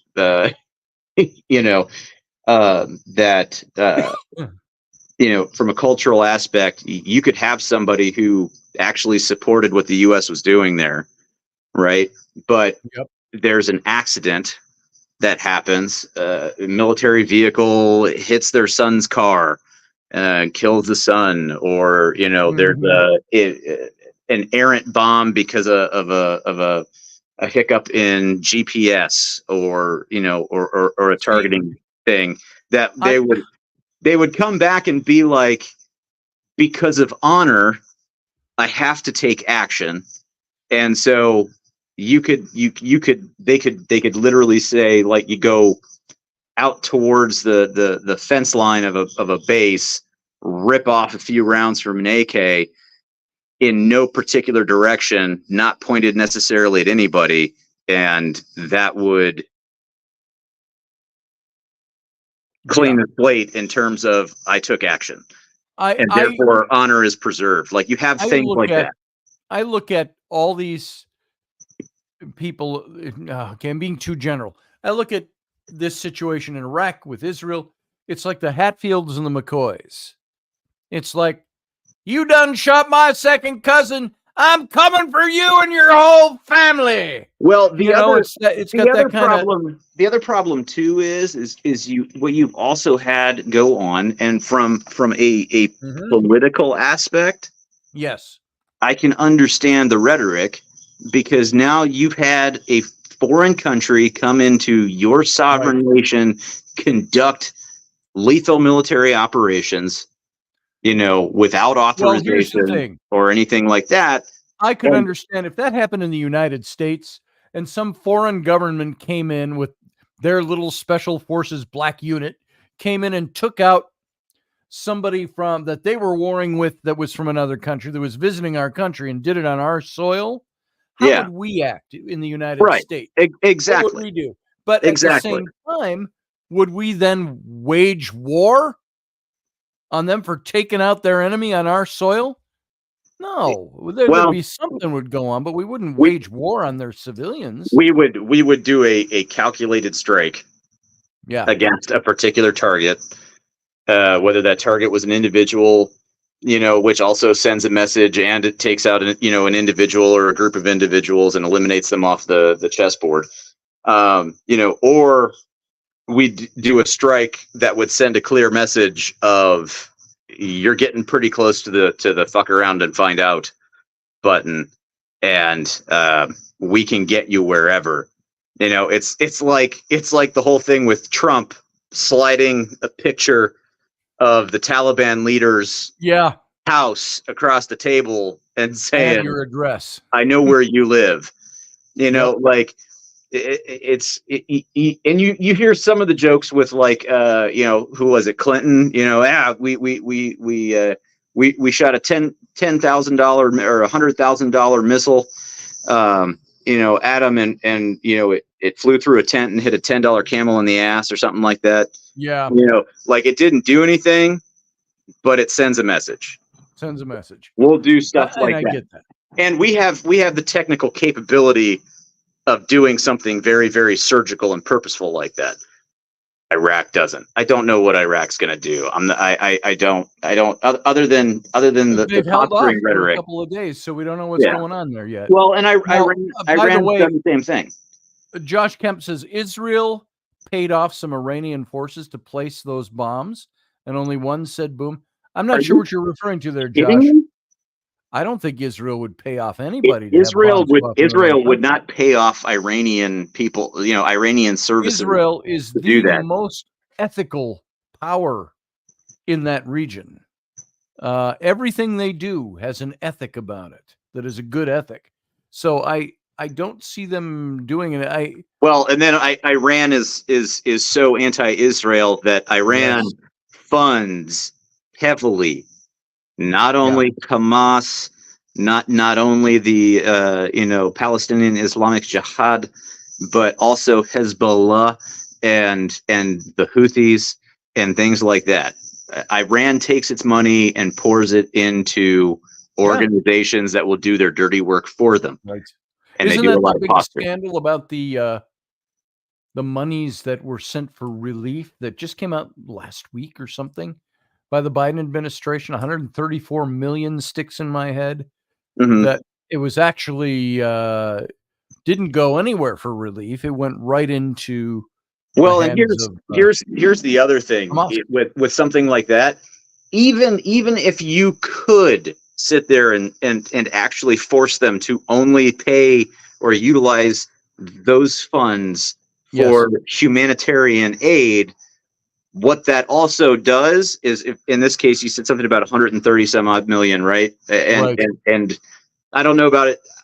I can't speak to that one with Iran. There's another one that I can speak to, and I will in a sec, just after I finish this up. But that frees up that amount of money out of the Iranian budget that they don't have to spend and can on that particular kind of thing, and can funnel that towards their operations. Yes. The one that I was saying that I could speak to is the recent one where you see that, accidentally sent $239 million that's what I'm talking about. to the Taliban, that's it, the Taliban. Yeah. Okay. So it's 203. We were paying, it was found out that we're paying, effectively paying the Taliban $40 to $87 million a week. Right. And the thing is that it was supposedly going to these NGOs, non-government organizations, right? But the fact of the matter is all these NGOs within Afghanistan that are getting this money are tied to, managed by, controlled by the Taliban. Okay. And so and once money's gone, it's fungible, dude. That's it. We're not over there, with it's not like it's a contract. We don't have our accountants. And you have a contracting officer and you have a responsibility. Right. And you have a contracting officer's representative or KO that's sitting there going through the receipts and then being like, all right, we're cutting your money off, or you're not meeting the contract, so we're canceling the contract. And you're barred from doing work for the government for, any contract work for the government for the next 5 years. It's not like they're doing any of that. They can't. Once that goes out and goes into their coffers, it's fungible, dude. Yeah. It all just becomes a big pool of money they can do whatever from. And so, but you have things like that have gone on and that are finally coming to light. I know I've mentioned it before on the show, but if any of y'all listen to like Spotify, things like that, listen to podcasts, look up the Sean Ryan Show. And there's a CIA targeting agent that he has interviewed. She still works for the CIA, still acts as a targeting agent who brought it up. And then after she was on, there's an Afghan-born naturalized American citizen who went into the army did interpreter work for the army, deployed multiple times, got out, worked for some agencies doing interpreter work and stuff like that. And he now works with the National Resistance of Afghanistan. His code name is Legend. They had to film the whole interview from like over his right shoulder so they didn't expose his face.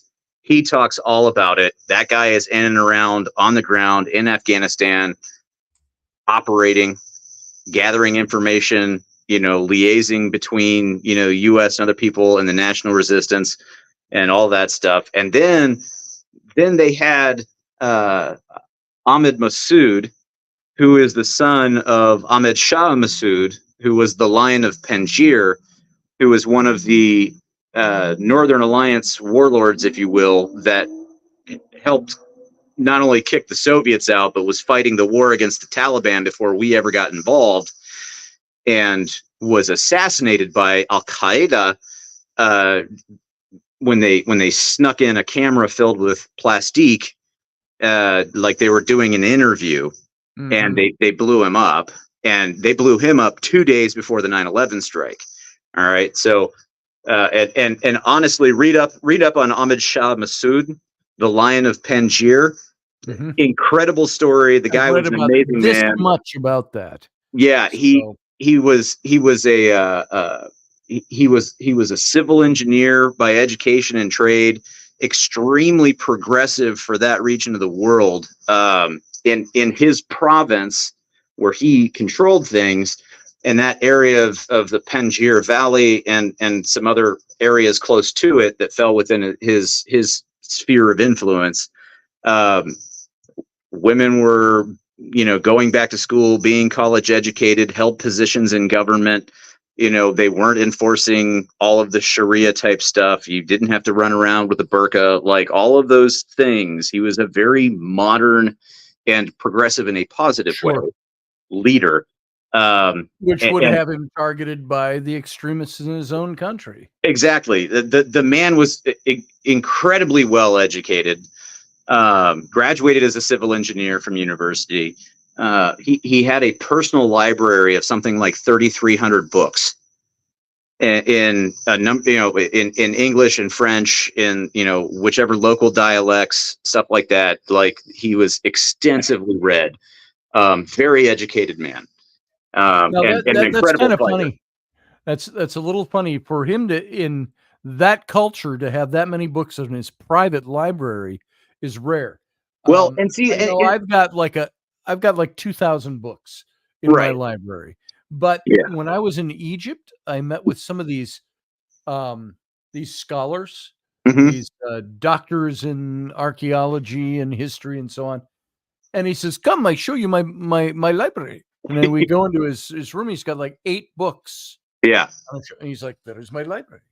Well, and the other thing too, that, plenty of people who are familiar with Afghanistan have been there, actually studied it, took the time to study it and things like that before going over. Up until the Soviet and communist sympathizing or aligning forces within Afghanistan took over, and even during some of that time up to a point, Afghanistan was a very modern place for that region of the world. If you go look up photos of like, downtown Kabul, for instance, or even like, Bagram or wherever, very, very modern, like, for the time, some photos, European type. I had reposted them back a couple of years ago. Some black and white photos taken. It was in 1967. Yep. In Iran. And you same way in Iran, like downtown Burbank. Right. Yeah. Everything. It's like you walked into Spain or Italy, or like there was a, obviously those are those are ancient areas, but there was still modernization. You were in a more westernized environment, and then the Soviet occupation kind of messed everything up, and then the power vacuum generated by the absence of the Soviets, which allowed the Taliban to take over, ruined it even further. But like, there were all kinds of things going on in Afghanistan that were bringing it into the modern era. And things that even up through the 60s, prior to the Soviet occupation, just prior to it, major projects that we like, American companies and AmeriCorps type stuff and all kinds of things like that were going on in Afghanistan.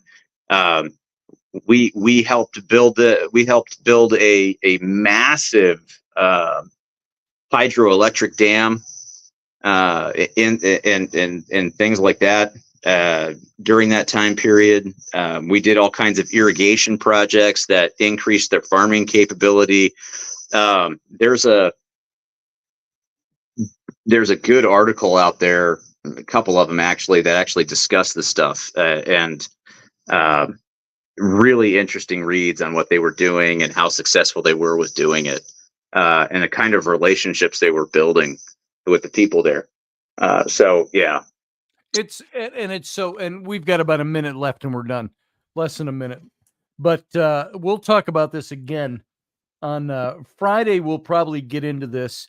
I don't want anybody that's out there that wants to come to this show on Fridays and hear the ghost talk and the paranormal talk and the cryptid talk, we can do that. Just let me know. I'm hot on this topic right now. So we might pick this up again on Friday, but if you guys want, just let me know. If you want to go a different direction, we'll pick this up again next Monday. So it's still going to be hot on Monday. I guarantee it. Oh yeah. So yes, Jason, thank you for your input. That means a lot to me that you bring what you bring to the table because of your experience. I think this is a serious enough issue that it's serious enough that it's going to get brushed under the rug. It very well could. And hopefully there's enough people that will continue to be vocal about it, continue to push information. I mean, if nothing else, look, I have respect for the man for serving, right? And like you were saying earlier, he seems like a very nice, gregarious individual who, you know what, he'd probably be a lot of fun to hang out with. But once you start mischaracterizing things, and it's clearly for political gain, you are crossing ethical lines. That's it. When you can have a really nice guy, it's like I said to somebody today, well, how can you criticize him? And I said, well, because he's a nice guy. I said, but that doesn't mean nice guys don't have things that you need to point out about their ideology, or they don't have problems or skeletons. I'm a nice guy, Jason. Whether you believe it or not, I'm a nice guy. But you know why I don't run for any political office?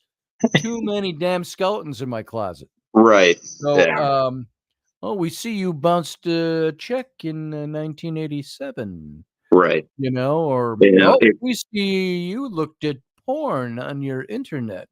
Right. It's like, and then, but that's the sad thing when they start having to dig like that. Yep. The biggest indicator to anybody should be when they have to start digging like that to things that happened 15, 20, 30 years ago, unless they're absolutely egregious, like, hey, there's a lot of got shit. Yeah. For everybody has something like that they're scared of that person when they start digging like that. Yes. And there's a reason, and it's probably a good reason. Yeah. So, and we'll have to see where this is all going to go. It's interesting. It's on both sides. That's why I don't like to capitalize on it too much, but there are egregious things that sometimes need addressing. Yeah. So, Jason, thanks for being here, brother. As always a pleasure. Hang out more. Yeah. No, I won't be around Friday. I have some things going on this weekend. So, okay. And probably won't be around Sunday either. So you have screwed up priorities. I get it. Right. So. Yeah. Horribly screwed up priorities. Yes. So I'll probably catch up with you guys on Monday. We'll see you on Monday. You have a good weekend. All right. Take care. All right, brother. See you later.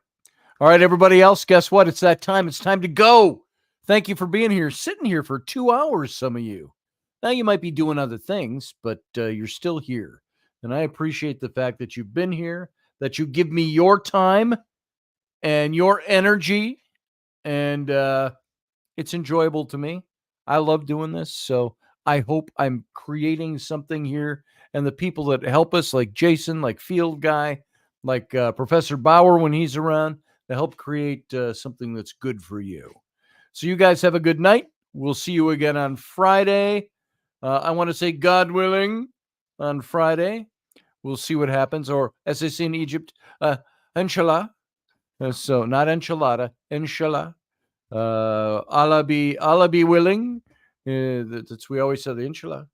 So we'll see you in a couple of days, and until then, I want you all to live long and prosper.